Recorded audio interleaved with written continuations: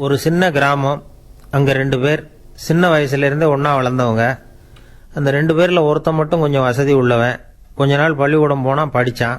அப்புறம் அந்த கிராமத்தை விட்டுட்டு நகரத்துக்கு போனான், வியாபாரம் பண்ணினான், பணம் சேர்ந்தது.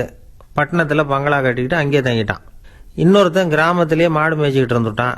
பள்ளிக்கூடம் போகல, படிக்கலை. அந்த கிராமத்தை விட்டுட்டு வெளியில் எங்கும் போனதில்லை. அதனால் வெளி உலகமே தெரியாமல் வளர்ந்துட்டான். இவன் ஒரு நாள் பட்டணத்துக்கு போக வேண்டியிருந்தது. விவரம் தெரிஞ்சவங்க சில பேர் துணையோடு அங்கே போய் சேர்ந்துட்டான். மெதுவாக தன்னுடைய பழைய நண்பன் இருக்கிற இடத்தையும் விசாரித்து கண்டுபிடிச்சி போய் சேர்ந்துட்டான். அவன் கட்டியிருக்கிற பெரிய பங்களாவை பார்த்து அசந்து போய் நிற்கிறான்.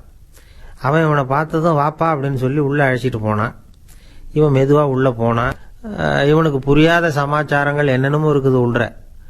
நீ என்ன ரொம்ப பெரிய ஆளாகிட்ட போல் இருக்கேன்னா, எல்லாத்துக்கும் காரணம் நான் தான். அவன் ரொம்ப பெருமையாக சொன்னான். அது சரி, ரொம்ப களைப்பாக இருக்குது, வெயிலில் வந்தது, ஒரு விசிறி மட்டை இருந்தால் கூடன்னு கேட்டிருக்கான் இவன்.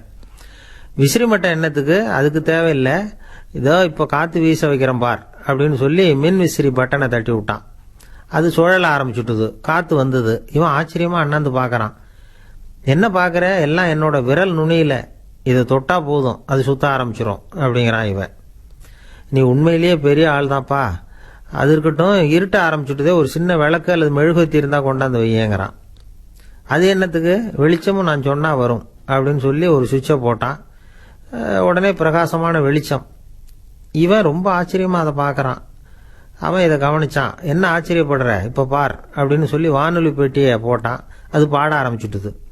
தொலைக்காட்சி பெட்டி சுவிட்சை தட்டி விட்டான். அது படம் வர ஆரம்பிச்சுட்டுது. அதில் பாத்தியா, எல்லாம் என்னால் முடியும், எல்லாம் விரல் நுனியில் இருக்குது அப்படின்னு சொல்லி ரொம்ப பெருமையாக சொல்கிறான் அவன்.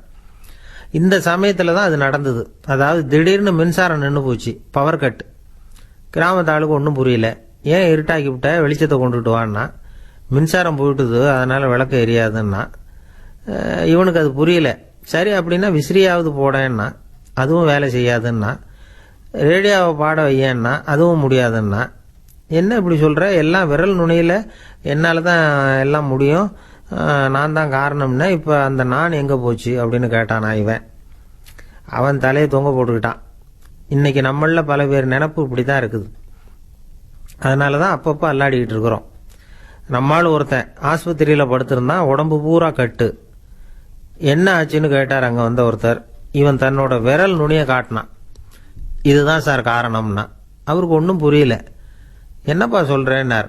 இந்த விரல் நுனியை எங்கள் வீட்டு சுவத்தில் வச்சேன், உடனே என்ன ஆஸ்பத்திரியில் கொண்டாந்து போட்டாங்கன்னா.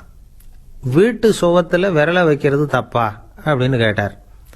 விரலை வைக்கிறது தப்பு இல்லை சார், அப்படி வைக்கிற இடத்துல மின்சார ஒயர் தொங்கிக்கிட்டு இருந்தது, அதுதான் தப்பு அப்படின்னா இவன்.